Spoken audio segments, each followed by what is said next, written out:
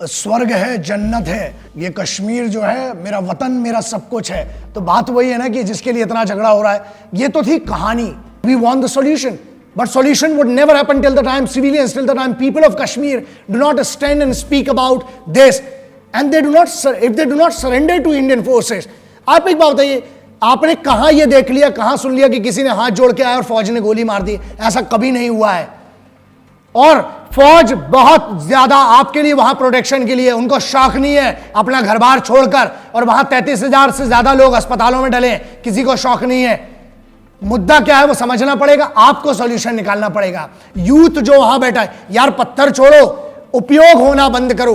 आपका उपयोग किया जा रहा है, ये बात क्लियर रखना, क्योंकि आप मरते हो। जो आपके लिए बात कर रहे हैं उनने अपने बच्चों को हार्वर्ड यूनिवर्सिटी और बड़ी बड़ी यूनिवर्सिटी में भेजा गया है। आपके बिहाफ में कोई बात नहीं करता। मरने के बाद 2 चैनल में 2 बातें आ जाती हैं, और 4 पढ़े लिखे लोग बैठकर चैनल में आपके बिहाफ में बात करते हैं। No no no, my god, that's wrong things are happening in Kashmir and we should take some action. एक मिनट, हाथ में शराब का ग्लास लेकर आपके बिहाफ में क्या बात करेंगे ये लोग? बड़ी बड़ी पार्टीज में बात होती है, 4 दिन मुद्दा खत्म। एक्चुअल सॉल्यूशन क्या है, जो मेरे हिसाब से, मेरी समझदारी जो है, या जो मैं समझ पाया हूं दोस्त, 52 साल की रिसर्च करके और 52 साल के इतिहास पर बात कर रहा हूं।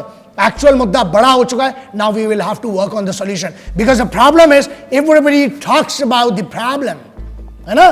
बड़ी बड़ी अंग्रेजी में बोल देंगे कि ये समस्या है, वो समस्या है। सॉल्यूशन क्या है, इस पर कोई बात नहीं करता। यूथ को समझना पड़ेगा। मैंने जिन लोगों से कश्मीर में बात की है, जिन लोगों से मिला हूं और जब मैं रहा हूं, मुझे पता है ये चीज। पुराने लोग ये कहते हैं कि हमारे बाप दादाओं ने हिंदुस्तान जिंदाबाद कहा है, उनको कोई तकलीफ नहीं है, उनने मादरे वतन कहा है, क्योंकि वो हिंदुस्तान को अपना, खुद अपना देश मानते हैं। युवाओं को यह समझना पड़ेगा, तुम्हारा यूज मत होने दो, तुम्हें यूज किया जा रहा है। तुम्हारे हाथ में चंद पैसे दिए जाते हैं, चंद पत्थर तुम्हें भड़काया जा रहा है कौम के नाम पर, तुम्हें मजहब के नाम पर। मगर याद रखो, जब रोटी ही नहीं मिलेगी तो क्या करोगे यार?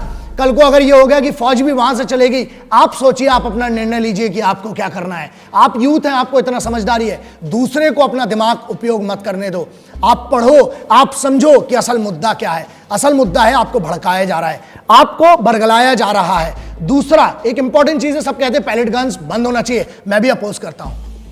फौज पैलेट गन्स यूज करती है, लोगों को चोट हो रही है, यस, लेकिन पैलेट गन्स बंद करना चाहिए। उसकी जगह ना, करेक्ट 7.62 बहुत है, बहुत सारी राइफल्स हैं, सीधे ठोको। उसका कारण है, एक मिनट, सामने से बॉस, ये रूल है, द बैटल ऑफ सर्वाइवल। अगर आप उनकी तरफ से ह्यूमन राइट्स खड़ा हो जाता है, बहुत सारे ऐसे कमीशंस हैं, मैं किसी के अगेंस्ट नहीं बोलता हूं, लेकिन बात तो सही है ना। वहां पर एक लड़का मर गया, उसकी कंडीशन पढ़िए, आप सिचुएशन देखिए, आर्मी के डॉक्यूमेंट्स देखिए, आप वहां की वीडियो रिकॉर्डिंग देखिए।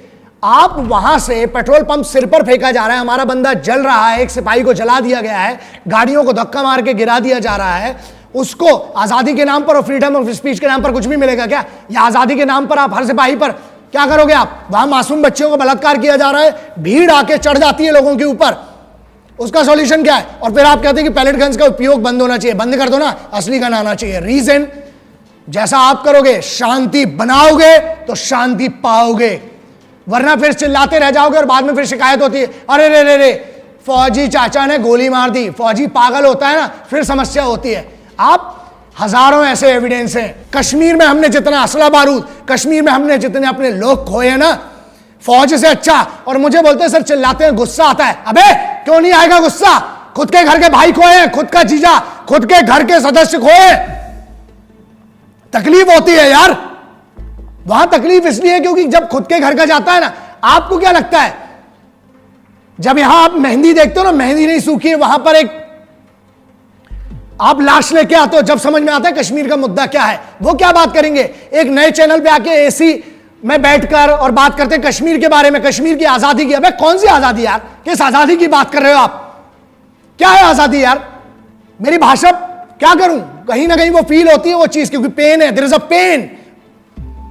क्योंकि हम भी नहीं चाहते, फौज तो सबसे पहले नहीं जानती, इंडियन आर्म्ड फोर्सेस, मुझे जितनी जानकारी, जितना मैं समझता हूं फोर्सेस को, फोर्सेस कभी नहीं चाहेगी। That needs to come to an end. और ये कश्मीर के युवाओं को समझना पड़ेगा कि आपको पता नहीं क्या क्या पढ़ाया जा रहा है, आपको गलत चीज, गलत रास्ते पर ले जाया जा रहा है। आखिरी में अंत यही होता है, जंग कितनी भी बड़ी हो, झगड़ा कितना भी बड़ा हो, आखिरी में मरता घुसपैठिया ही है।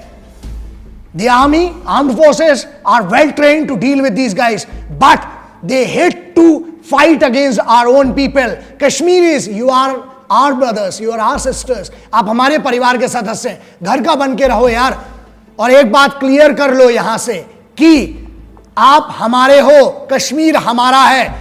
वहां किस बात की आजादी मुझे नहीं पता, और आप गुमराह मत होइए, क्योंकि इससे सिर्फ नुकसान आपका होगा। आप अपने माँ बाप से पूछिए मुद्दा क्या है, दूसरों की मत सुनिए। जो आपको, बहुत सारे ऐसे डॉक्टर बाबा आ गए आजकल जो आपको पता नहीं क्या क्या बता देते हैं। भाई अपनी बुद्धि, आप इंटेलिजेंट हो, जरा पढ़ो, क्योंकि जब 10 दिन इंटरनेट बंद होता है, जब 10 दिन फोन लाइन बंद होती है, जब कर्फ्यू लगा होता है, आपकी कॉलेज की एजुकेशन बर्बाद हो रही है, आपकी रोजी रोटी पर फर्क पड़ रहा है। जो एसी में बैठकर भाषण दे रहे हो, चैनलों पर बैठकर आपके बारे में बात कर रहे हैं, उनको कोई फर्क नहीं पड़ने वाला। ज्ञान से आप अज्ञान को मिटा सकते हैं। When you read something, when you have the right information, it enlightens you, it gives you an edge. ये आपको समझदारी पैदा करेगी। आपको अगर पूछना है तो अपने वालिदा से पूछे। आप किसी के हिसाब से मत जाइए जो लोग आपको गलत इंफॉर्मेशन दे रहे हैं। अगर चलिए फॉर एग्जांपल बड़ा कंफ्यूजन है, कुरान शरीफ की ही बात करते हैं ना।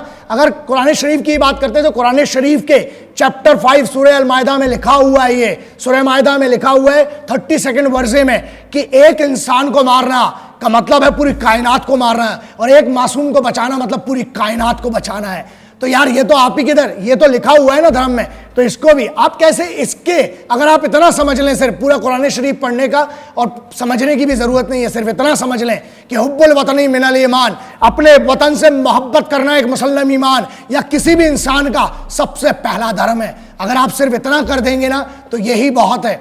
फौज से आप जैसा बर्ताव करोगे, फौज वैसा बर्ताव करेगी। सिंपल सा नियम है, टिट फॉर टैट। आप न्यूटन चाचा का 3rd लॉ ही लगता है दुनिया में, जितनी जोर से पत्थर मारोगे, जितनी जोर से हमला करोगे, वापस आएगा। हाथ जोड़ोगे, सब सही होगा। तो आप सही बर्ताव करोगे, आपको सही बर्ताव मिलेगा। आप जैसा बिहेव करोगे, आप अगर इज्जत दोगे तो इज्जत मिलेगी, और आप अगर विरोध की बात करोगे और बहुत बड़ा आतंक फैलाने की बात करोगे तो फिर ऐसा है, फिर इतने साल से डील करती आ रही फौज आगे भी कर लेगी, लेकिन वो सॉल्यूशन नहीं है। सॉल्यूशन ये है कि आप सहयोग करें, आप हमारे हैं, दूसरों के, बाहर वालों के कहने पर मत जाएं, अपना बन के रहें। घर में झगड़े होते हैं, बैठकर सुलझाएं, समझदारी से सुलझाएं, वालिदा की बात माने। अपने माँ बाप को अगर आप सुन लोगे, मुझे नहीं लगता है कि कोई भी माँ बाप गलत सलाह देगा। उनसे बड़ा ना कोई डॉक्टर, ना कोई बाबा, ना कोई उस्ताद। सबसे बड़ा अगर कोई है तो वो है आपके वालिदा, वो आपके पेरेंट्स हैं। उनसे बैठें, उनसे सलाह मांगें और उनके हिसाब से चलें। बहुत गुस्से में फौज के ऊपर हमला करते हो, बहुत गुस्से में जो वहां पर सेंट्रलाइज फोर्सेस है उन पर हमला करते हो, गुस्सा है ना, एक काम करो, घर के पीछे एक गड्ढा खोदो, वहां खुद पूरा गुस्सा निकल जाएगा। मेहनत करो, पसीना बहाओ, गुस्सा अपना जो निकालना है ना, एक काम करो, ट्रेनिंग करो, अपने आप को मजबूत बनाओ, लेकिन देश के लिए लड़ो, देश से मत लड़ो। ये बड़ी बात है।